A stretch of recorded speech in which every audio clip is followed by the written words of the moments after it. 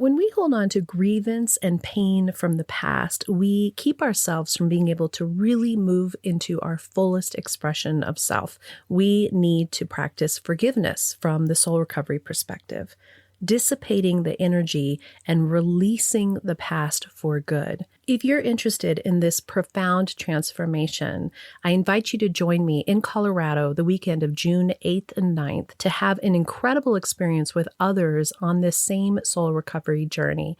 2 full days of immersion in the soul recovery process where you will indeed leave transformed. You will be able to truly let go of these old pains and step into a new way of being. Check out the show notes for a coupon code and how to register. Welcome to the Recover Your Soul podcast. This is Reverend Rachel Harrison, and I'm so grateful that you're here today. I wanted to share some of the Al-Anon book studies that were part of my bonus episodes for Apple subscribers and Patreon members with our general community. This is really important because so many of you come to this podcast because you are dealing with somebody in your life who has an addiction, that it has affected you in a negative way. What I did for these 7 episodes is I read out of how Al-Anon works for families and friends of alcoholics on a variety of different topics. And so each week for the next 7 weeks, I'm going to go ahead and post those for everyone. I hope that you enjoy them. And if you want more of what these types of episodes offered you, I encourage you to become a Patreon member or an Apple Podcast subscriber. Thank you for supporting the Recover Your Soul podcast. My name is Reverend Rachel Harrison, and this is the Recover Your Soul podcast, a spiritual path to a happy and healthy life. I started Recover Your Soul after having profound changes in my life from my recovery of alcoholism, control addiction, and codependency. I was guided to share the tools and principles of spirituality and soul recovery to help others transform their lives as mine was transformed. For us to overcome external circumstances, we must first turn the attention to ourselves, focusing on inner change. Outer positive results in our lives will follow. As a spiritual coach, I can support you on your path to make real changes that will bring you a life of peace, happiness, connection, and abundance. Visit the website recoveryoursoul.net to book coaching sessions, read the blog, listen to some of my original music, and subscribe to receive email updates. I think of Recover Your Soul as a community. Follow us on social media and join the private Facebook group to support each other and connect. For an extra episode each week and to support this podcast, become a Patreon member or subscribe on Apple Podcasts. Together, we can do the work that will recover your soul.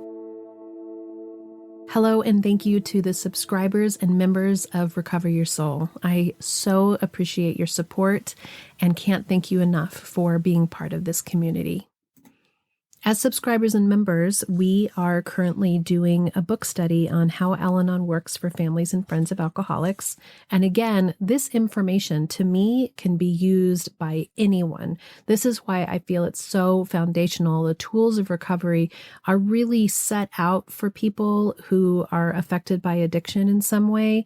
But when I really look at how we can use those tools, regardless of how addiction has affected our lives, some people more profoundly, some people less than, but we're all in communication and relationship with other people. So if we're honest, I would say that most of us have, I say this, control issues and some level of enmeshment with somebody in our life. So I just hope that you will take these tools no matter where you are in your path, no matter where you are in your soul recovery journey. And this chapter 12, is about taking care of ourselves, which we all need to learn to take care of ourselves. So I'm going to read and reflect, and I'm going to start right now. It says, alcoholism is a threefold disease. So I'm going to say addiction, control issues, dysfunction is a threefold disease. Physical, mental, and spiritual. Many of us have neglected our health on all 3 of these fronts, so recovery from the effects of addiction must be a threefold as well. And the first section is on treating ourselves well. It takes firm commitment to make our own well-being a priority. In the past, some of us neglected to care for ourselves because we were waiting for someone else to take care of us. We were waiting for someone else to take care of us. And some of us were so concerned with another person's well-being that we failed to attend to our own. But in recovery, we're learning to take responsibility for tending to our own needs. At first, few of us felt comfortable giving ourselves such attention. It seems selfish to make these efforts on our own behalf. We may have even been taught as children that other people's needs rightfully come first. These are really hitting on me. I wonder if they're hitting on you as well. But how can we take care of others if we are falling apart through the lack of most basic care? In Al-Anon, we learn to put first things first. Just as airline passengers are instructed to put on their oxygen masks before helping their children or fellow passengers with theirs, we must learn to attend to our own well-being first. We owe it to ourselves to give ourselves the love, care, and attention we need and deserve, even if the needs of others have to wait. I just want to stop because what I really heard in that is a couple things that I wanted to go over. One is that we don't take care of ourselves because we're waiting for someone else to take care of us. And then when we don't get the care that we need from somebody else, then we feel resentful and angry. And then we ourselves are sick because we're frustrated and mad that the world didn't come to us the way that we wanted. It's okay to need and want attention and care. The problem happens when we start to feel like we are expecting others to fulfill the needs of our own being that is our own responsibility, that responsibility to choose our own happiness, to take responsibility for our own lives. And that's actually what we're asking the people in our lives to do as well, that instead of it being our responsibility for them to be okay, that they can take responsibility for themselves to be okay. So that really spoke to me because of the sadness and the depth of grief that I know many of you have over wishing that someone else would come and take care of us. And part of that comes from the part of our lives that we've had where we were set up that way when we were younger to expect or want that, or that we were told that we couldn't take care of ourselves, that we needed someone else to do that for us. We weren't given that worth, that self-esteem hit that told us that we could do it for ourselves. So in soul recovery, we're breaking these patterns. We're opening up to new thought concepts. We're letting go of the enmeshment, of the codependence, of the unhealthy relationships, of the need to have other people be okay for us to be okay. The need for someone else's addiction or someone else's emotions to be in a way that makes us feel comfortable. We can be okay. And that when I look at these situations, how we owe it to ourselves to give ourselves love and care and attention, this is that turning the attention to ourselves. This is the part where we have control over our own lives. And we start to slowly move in steps to detach from the other people. It goes on to read, for some of us, the easiest way to learn how to nurture ourselves is to do for ourselves what we would normally do or wish to do for a loved one, right? We spend so much time and energy making sure that other people's needs are met that we don't take care of our own. It says we might have a habit of skipping meals or eating poorly and quickly when alone, but preparing sumptuous and nourishing feasts when our loved ones are present. By putting ourselves in our loved one's position, we can see that we deserve much better treatment. Does that make sense? Can you see that? That you would go the extra mile for your loved one, but you don't go the extra mile for yourself. And it's time that we start putting ourselves as a top priority. Because if we can love ourselves so deeply, so fully, then we have more to give to the people around us. It's the putting on the oxygen mask before you help somebody else. The next section is our physical health. We might consider what we can do to improve and maintain good health. Our physical bodies require rest, exercise, and a nutritious diet, appropriate medical care, and all these areas that merit conscientious planning. That is a hard sentence. I'm not the greatest reader, but I appreciate your patience. Something as simple as a daily walk can make a tremendous difference in the way we feel. Perhaps we'll get an occasional massage or take a few minutes for a nap when we're tired. So I was just listening to a podcast on the way to do an errand for a friend today. And I think it's so interesting that I'm reading this because it was talking about how self-care has always been thought of as kind of this thing that you have to do that's expensive, right? Like self-care means you go for a massage or a pedicure or a spa experience. But it was talking about how self-care is much deeper than that. Self-care is taking yourself to the doctor, getting your eyes checked, going for a physical, doing things that are essential for your well-being, not just pampering. And that, yes, going for a massage, having a manicure, pedicure, doing something fancy like that is an additional self-care, but that these basic needs that we have, sometimes we can put those to the side. And sometimes those self-care needs mean that you have to make other choices. If finances are a certain way and you're worried about going to the doctor or to the dentist or the whatever it is because of money, we'll put ourselves last and we will make other choices. And to start really looking at those choices, and what does that mean? Can you put that self-care first and be able to not do something for someone else that would have made you feel good because you wanted to please them, but actually to take care of yourself first? It goes on to say, we often skip meals because we can't seem to squeeze them into our busy schedule. We can make an effort to block out meal times in advance and treat those time commitments with the same respect we would give to any other appointment. Can we treat ourselves as we would anyone else?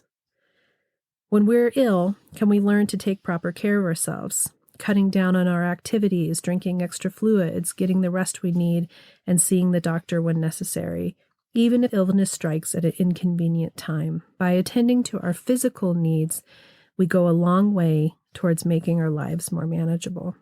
This reminds me of an epiphany that I had the other day when I was sitting on the couch. So I'm sitting on the couch in my living room. This is my morning routine of coming upstairs. Rich makes us a beautiful latte every morning, which is such a sweet thing for him to do. And I put on my headphones or sit with him and we do a meditation. I always do a meditation. I do some spiritual reading. I do some journaling. Whatever my morning routine needs to be that day. Sometimes it's longer, sometimes it's shorter, but I never miss at least a few minutes of centering time. So when I look out my couch, out my front window, we have a couple plants that we bring inside for the winter because it's cold here in Colorado. And one of them is a hibiscus tree that I've had for a couple of years. And I had it in the back of the house by another window, and it wasn't doing very well. And so I brought it to the front of the house, and it's now right in front of the window that I look out in the morning. And when I look at that hibiscus, you can see how it wasn't thriving in the other area. It wasn't being cared for. It wasn't getting the things that it needed. It wasn't getting light. It wasn't getting enough nutrition, right? Because the light, the sun is what feeds it. And I was watering it, but the truth is when it's in that side of the house, I don't see it as clearly as I do the other one. So it probably wasn't getting enough water. So since I've moved it to the light, it is thriving. And you see how the leaves have come out and they're bigger up on the top. They're lighter color and they're reaching for the sunlight. And the whole tree is now moved to adjust itself to receive the light from that particular window. And it's starting to have beautiful blossoms and flowers. And then I noticed that you go down the branch and the branch gets thick at the bottom where the leaves used to be, but it's let go of those leaves, those things that no longer serve them, that don't give them nutrients anymore. And It's what is the foundation. It's holding the rest of the tree. And it made me think of us, that when we're doing self-care, when we're taking care of ourselves, when we're putting our needs first, we are blossoming and growing and we're getting what we need. And we have this ability to thrive. But when we put ourselves in the back, when we don't give ourselves the essentials that we need, we can start to deteriorate and not do well, just like my hibiscus. So I think it's interesting that that really came to me the other morning, and I've been visioning it and figuring out for myself, what do I need? What is my sunlight that I need to make sure that I can thrive? So the next section is called our mental and emotional health. It says, mentally and emotionally, we can find ways to stimulate our minds and validate our feelings. We can read books we enjoy or put our thoughts on paper in an essay or a letter or journal, as you know that I often say we should do. We might begin a new course of study or learn a new skill and open ourselves to different interests. We can strive to become more honest with ourselves about what we think and feel. We can find appropriate ways to express ourselves. We might examine our emotions, whether alone, with a sponsor, or with professional help. Many of us, this is a big deal. Being able to express what we think and feel. We've been told for so long that we can't share our feelings, that it's actually not okay to have our feelings. We haven't learned how to even name our feelings or our interests or to have a voice. Or we've learned that to have a voice, it needs to be loud and angry. That's the only way that we can express ourselves. So examining our emotions, really starting to open up and have that softness of ourselves, this emotional and mental health, to see it as your soul recovery. What a beautiful way to say that. And I am here to help with any coaching that you need if you're looking for professional help. It says, because recovery involves tremendous inner change and upheaval, in addition to whatever outside changes are occurring, many of us need to take extra care of ourselves emotionally. This is so true. Be so gentle with yourselves. The feelings aroused when denial is challenged, new projects are tackled, and a whole new way of life is adopted can be overpowering. We may experience tremendous fear, rage, guilt, and depression, right? We're thawing out, we're deconstructing this whole way of being that we've been our whole lives. And it is going to be this upheaval. It is going to be complicated and overwhelming at times. But it's part of it. You know, you're breaking it up. You're getting it messy before it cleans up again. It says we may experience tremendous fear, rage, guilt, and depression. Change, even wonderful positive change, almost always involves some grief for the old way of life we're letting go, even if the way of life that kept us miserable. I think that's really important, that even the positive changes, there is grief. And grief is an emotion that doesn't get talked about enough. It is a way of allowing for loss and transition that is hard to explain what those feelings are, and it really can be grief, even if it's letting go of a life that was hard. So it goes on to say, for most of us who've been emotionally shut down for years, the sudden flood of emotion can be frightening. If we keep in mind that this intense emotional turmoil is usually a temporary and natural part of the process of recovery, we may more easily adapt to the experience and take steps to make ourselves as comfortable as possible under the circumstances. It's especially important to provide ourselves with a place to express these feelings where we'll receive the support and encouragement we need. It is also important to remind that feelings aren't facts. It is also important to be reminded that feelings aren't facts. That is a great line. You know, our thoughts aren't facts either. We don't have to believe everything we think. That was something that was interesting to me earlier on, that just because my head thought it or my body felt it, that didn't mean that was a fact.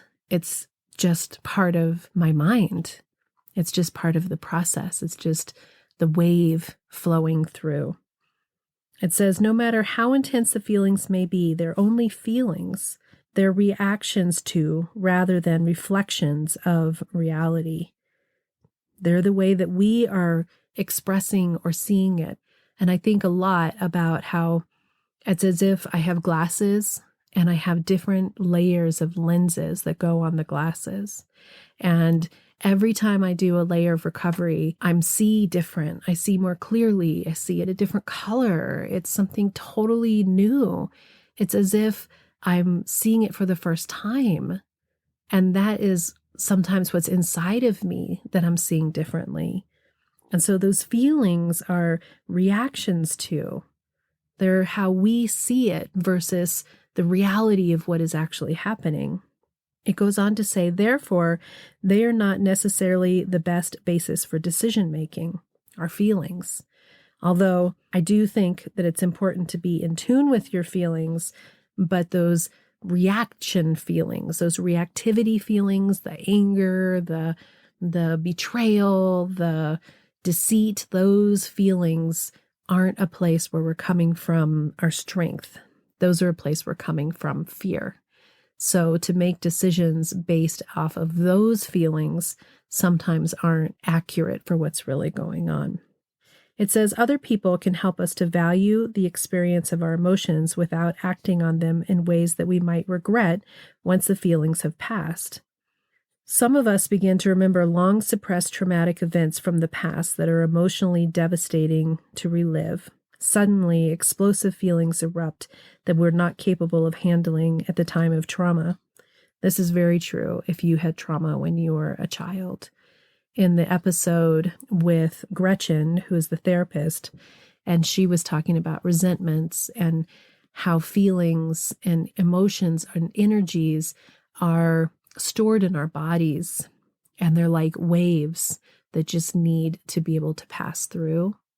And she described how as adults, we actually have the capacity in our bodies to go ahead and let those feelings have their natural progression.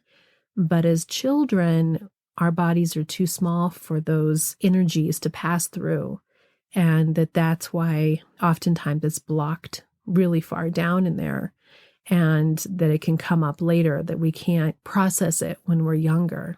And so I think this is very true that we might have some of these feelings as adults as we start to do our soul recovery and uncover the things that are down there keeping us from our fullest self, because they need to come up and be let go, let out, released. They need to complete their cycle so that they don't hold you down any longer. It says, they seem uncontrollable and terrifying, and we may fear that they'll never stop. Of course, this experience will eventually pass, and the feelings will depart, but in the meantime, we need to treat ourselves with extra tenderness. That's a beautiful line, and that goes right with the allowing the feelings to just go through and pass through you instead of trying so hard to push them down and stop them. That it doesn't mean that we emotionally vomit all over all the people around us, but that we can start to, with a healthy mind, with an awareness, just be present with those feelings for yourself. Hold the space for yourself to let those feelings pass. Just notice them. I'm feeling really sad right now. Wow, I'm really angry. I can't believe how much grief there is in this. I can feel the devastation. Whatever those feelings are, to recognize them and just let them have their way. And be tender to yourself. So it says, emotional trauma can even be more disturbing than physical trauma. Just as we need time to heal after major surgery, we need to recover from the emotional effects of past abuse, abandonment, or violation. I think that is so true that we don't give ourselves that time of rest. You think about how after a surgery, you have to have X amount of weeks to months or years to recover. Soul recovery is about allowing yourself to recover for however long it takes. There's no course that says it has to be a certain amount of time, but once you feel that real healing, it can be instantaneous. The spiritual awakening, that spiritual journey can be almost immediate when you really are able to let those things move through you. The last paragraph says, not all of our emotional experiences are unpleasant. We may also discover new joy, passion, creativity, excitement, and a sense of wonder. It's essential to make room in our lives and our psyches for all these new positive feelings that can energize the pursuit of further growth and make life so much more enjoyable. That's happened for me. I think that I was not able to really feel my feelings, either good or bad, not only from being an alcoholic, but also just on this path of being so hypervigilant, so fixated on not wanting the complexity that came from my family, that I didn't really allow myself to also really feel those beautiful moments, those amazing moments to the level that I do now. Not that it wasn't fun and lovely, but like that depth that you feel of just pure elation and pure sadness, but not the sadness that hurts painfully, the sadness that feels deeply. Two different sides of it. So I hope that you will take this into consideration, this taking care of yourself first so that you can be your fullest, wholest self, that you can recognize the worthiness that you have, the beautifulness that you are, that you have more energy, more ability to take care of yourself so that you can then be more present for the people in your life, that you can put yourself first, that you can choose your own happiness, be responsible for your own feelings, and not as responsible for everyone else's feelings. That's what we're working on. Thanks for listening. Always a pleasure to spend time with you. Until next time, namaste. Are you wondering, how do I go deeper on my path to soul recovery? Or how do I support this great podcast? Well, here's how. Here's your call to action. If you're ready for real inner change and would like to work directly with me, visit the website and book a coaching session. I'm here to support you on your unique path. I'm here to help you let go of the past, to deepen your connection with your higher power, whatever that is for you, and to discover and then step forward into a happy and healthy life. You can also become part of our soul recovery community. One way is to join the support group. It's the first Monday of every month. It's by Zoom from 6 to 7 p.m. Mountain Time, and you can register on the website to get your Zoom link. Recover Your Souls on social media. Of course, there's Facebook, Instagram, TikTok, lots of ways to connect, and there's even a private Facebook group that will allow for more communication and conversation about soul recovery. There is also an extra bonus episode every Friday if you are an Apple Podcast subscriber or Patreon member. I'd also love all of the listeners to subscribe on the website so that I can keep you informed on what's going on with the podcast, the community, with me, and anything that's up and coming and new and great about soul recovery. Also, if you just take a little bit of time to give me 5 stars, a quick review, and to share the podcast with your friends and family, we're helping even more people to have soul recovery in their lives. If this podcast is providing you spiritual nourishment and inspiration, thank you for going to the website and pushing the donate button, whatever donation feels right to you. This means so much to me because I have this enormous mission of sharing soul recovery with the world, and your donations, your bookings, your subscriptions, your being part of this community is helping that to happen. Together, we can do the work that will recover your soul.